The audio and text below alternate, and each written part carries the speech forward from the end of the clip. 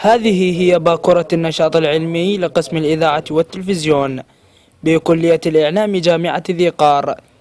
الإعلامي حيدر المحرابي مقدم البرامج ومذيع الأخبار كان ضيفا على الكلية في محاضرة تفاعلية استعرض فيها من خلال تجربته الإعلامية المهارات الواجب توافرها في الإعلامي وهو يتعامل مع أدوات الإعلام الحديث. لا يسعني إلا أن أشكر الأخ العزيز والإعلامي النابه حيدر المحرابي.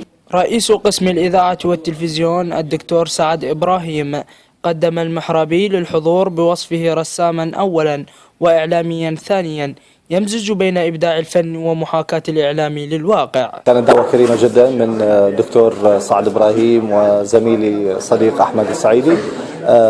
كان لقاء ممتع مع الطلبة، تحدثنا بها عن التجربة الإعلامية اللي مرت بها من فترة ما كنت ببداية مشواري الإعلامي إلى الآن، وأتمنى إن شاء الله تتكرر هذه الزيارة واللقاءات مع الطلبة. من شق بين جبال صخرية عالية يدعى السير. الأساتذة والطلبة كان لهم حضور مميز هنا من خلال مناقشاتهم ومداخلاتهم وأسئلتهم للضيف.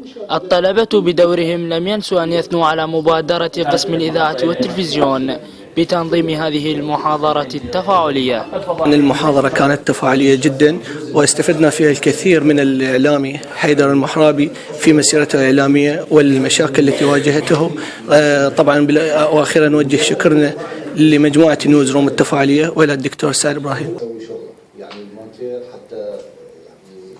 تجربة أعرب الطلبة عن أمنياتهم في تكرارها مستقبلا لتكون صلة الوصل بين الإعلام الأكاديمي والإعلام التطبيقي. خليل البركات، نيوز روم، كلية الإعلام الناصرية.